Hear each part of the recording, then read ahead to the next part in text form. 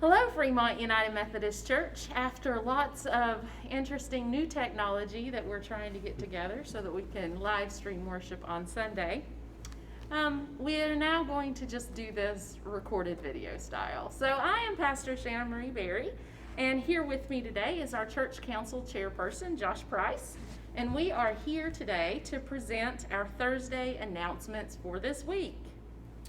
Yep. So one of the first things that I wanted to go over was this previous week's, a couple people have asked how to get in contact, and I want to get our numbers out there, just in case someone doesn't have them. So the leadership team is available to talk with anyone at any time about, concerns or any matters that they may have. So during this regathering process, or just in general at any time, we can be reached at my number would be 919-738-1380.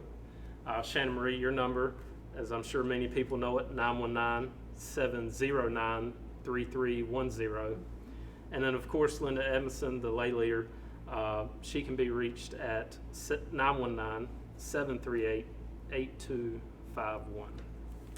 And starting next week, Thursday, September the 10th, I am going to be hosting Thursday School for our elementary age students.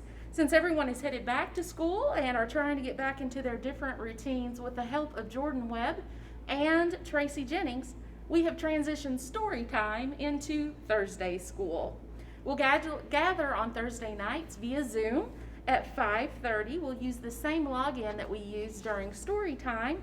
During that time, we will look at the Bible study or the Bible story that will be introduced that week in our sermon. So the kids will get a sneak peek before Sunday. And we're going to do a word search together. We'll discuss the meaning of the words that we found in the word search. And we'll just have some time for fellowship and to see one another. But if you do not have that login and you desire to have your children participate, for the safety of our children, we don't publish that information, but you can always text me at 919-709-3310 or send me an email at sberry@nccumc.org, and I'll be able to send you the login information. Okay.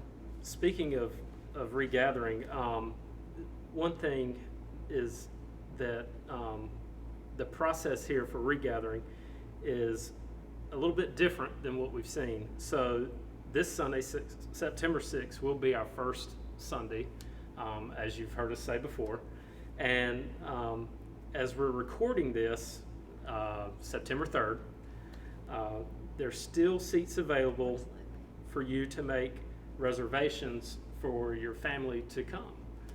And that can be done via the Fremont UMC-NC.eventbrite, that's eventbrite.com, through that website. That way we kind of know how many people to expect. And if you're still not able to come, do not worry. We still have our live streams that we'll figure out how to make work. That we'll figure out how to make work, so that people can continue to worship at home. Sure. Also, communion, the elements will be available for the in-person participants, and these elements will be available to take home and consume during the lunchtime. So please remember that unused elements must be consumed or returned to the ground by sundown and thrown away or poured down a drain. Yes. Never thrown away or poured down a drain. Don't do that. You'll make Miss Betsy cry. You'll make me cry. And Jesus will cry also. So always return them to the earth. However, I'm pretty certain it's going to be a very easily consumable situation. Right. And we have an exciting announcement for the life of our church, as we will be celebrating the baptism of Jordan Baxley Panache on Sunday, September 20th at 3 p.m. via Zoom.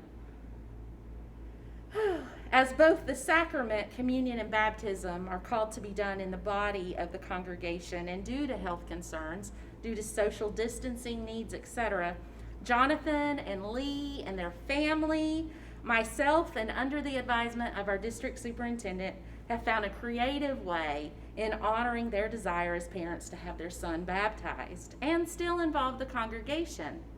All members are invited to join our Zoom meeting at 3 p.m., where your microphones will be muted until the time that we proclaim our willingness to raise, care for, and disciple Baxley. The baptismal liturgy and the link to the Zoom meeting will be emailed via MailChimp, which is our email system, at noon on the same day before the baptism at 3. Another big announcement would be Charge Conference.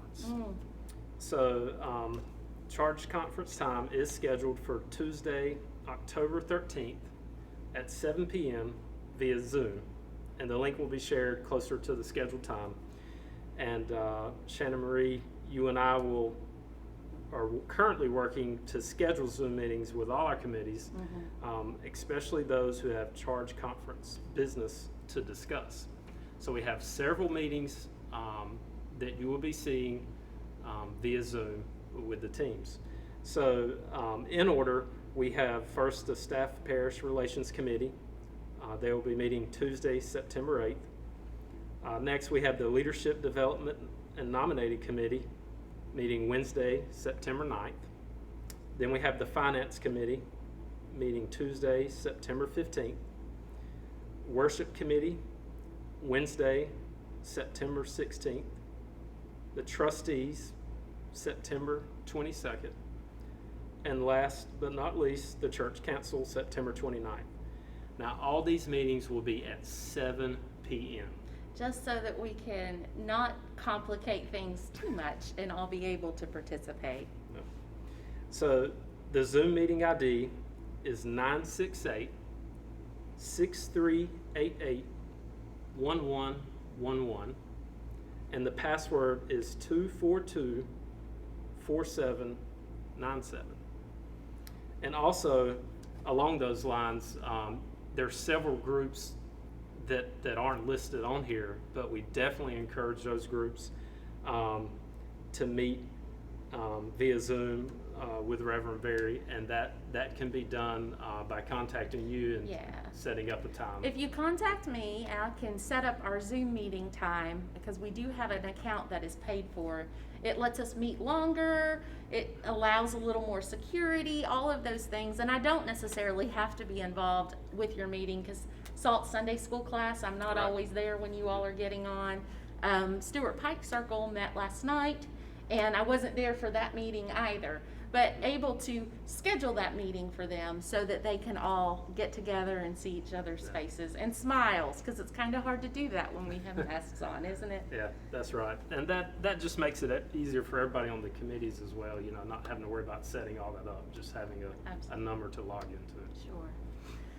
So, the final portion of our announcements for this evening is a time of answering some frequently asked questions that we have received lately.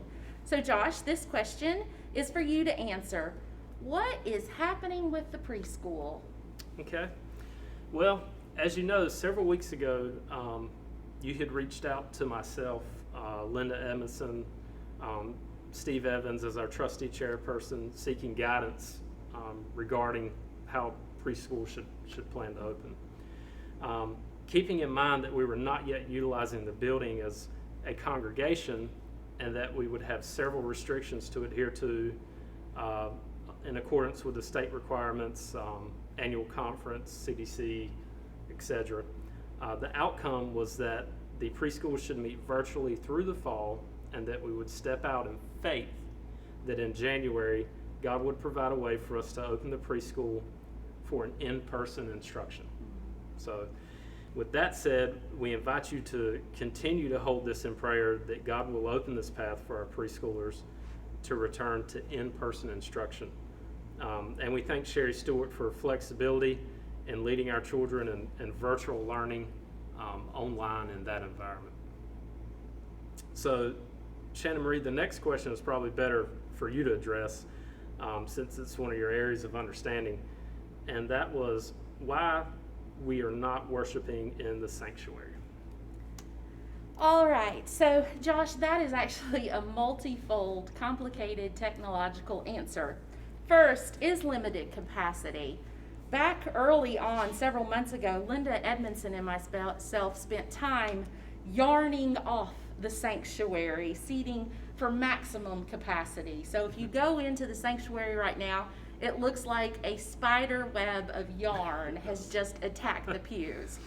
We wanted to choose something that could not harm the pews, but also allow us to be able visually to see what type of capacity we were actually going to have. And unlike during the chairs here in this fellowship hall, we can easily here keep 4 chairs between households. In the pews, there are places where, in order to keep minimal distancing, there may be room for only one person to sit in a section. Simply, we can't fit as many people in the sanctuary as we can here in the fellowship hall. The second issue is technology. The internet is actually located on the education side of the building. In this space here, we have a more stable internet connection, allowing for live streaming here out of the fellowship hall.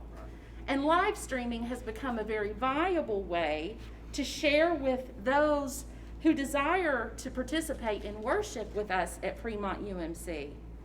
And as we are in limited capacity, and there are those who desire not to gather in person for health reasons, we need to continue to offer this as a life-giving component to our ministry. In order to move forward and move our worship into the sanctuary, we would actually need several technological upgrades and to our current system, and that's in the realm of about $700. I would be very happy to discuss those upgrades further with anybody who would desire to know more. So the next question, Josh, is for you. Why are we only worshiping in person on first and third Sundays and fully online on the second and fourth Sundays? So that's a good question. Well, first of all, studies have shown that the incubation period for COVID-19 is 14 days. Mm-hmm. So being in-person worship every 2 weeks, the virus has enough time to die off without the expense of professionals and medical cleaning equipment and material, such as these foggers that several people were going to, and the deep clean needing to be done. So while we will be using EPA-approved disinfectants following the in-person worship, if for some reason, say a touch point is missed, we're allowing enough time for the virus to die on its own. The second answer would be more related to music. We will be able to have Sylvia play music on the piano, but we cannot sing in person at this time. With our every 2-week worship schedule, we're still able to enjoy the vocal music we love with Miss Linda and Sylvia leading us. I'd also like to add here that if any of you would like to sing an anthem for one of our recorded Sundays, contact Linda Jo or Shannon Marie, so we can have you included on those weeks that we're not here. But Shannon Marie, are there legal things we need to know about music? Absolutely, Josh. As we own the United Methodist hymnal, we have the right to sing any of those songs using the hymnal in person. But we do not have the right to reprint or put the words on the screen or live stream the songs. For that, we carry a license through a company called Christian Copyright Licensing International, better known as CCLI to many individuals. The minimum license that we had already been using allowed us to put the words on the screen in worship for any of the songs within the CCLI library. When we began live streaming worship, we had to add the streaming license for the congregation. However, we do not have access to every song that has ever been written. We do not have the rights to use videos of other groups singing or performing songs during worship. Needless to say, every hope and dream is not always possible. We are restricted to the list of songs covered under our CCL license. We can perform those, but the music must be performed by a live musician in order to stay within our licensing agreement. Okay. So the next topic that was really informative to me, because this was new, the Eventbrite, which I mentioned earlier in the announcements. Eventbrite is a free online reservation system. Okay, and as we do have limited capacity for in-person worship, Eventbrite is able to manage our capacity and provides important information to those making a reservation, and also maintains a log according to insurance, annual conference, state and CDC guidelines. It also allows us to know how many people and how many households will be attending, and that helps the attendance with us assisting for the communion elements, the seating, and things of that nature. Participants do not need to print off a ticket, and registered worshipers will be marked as present on Sunday through an app. So we'll have an app portion where we can mark off who's present and who's not. So that kind of covers all of our questions that we had proposed to us tonight. So at this time, I would like to thank you for watching, even though we were a little delayed in getting it to you. I want to thank Josh for joining us this evening, and I want to offer this benediction as we finish tonight. May the road rise up to meet you. May the wind always be at your back. May the sun shine warm upon your face. The rain fall soft upon your fields, and until we meet again, may God hold you in the palm of his hands. Remember to wear your mask, wash your hands, keep your distance, and I hope you will be joining us this Sunday for either in-person or online worship. Amen.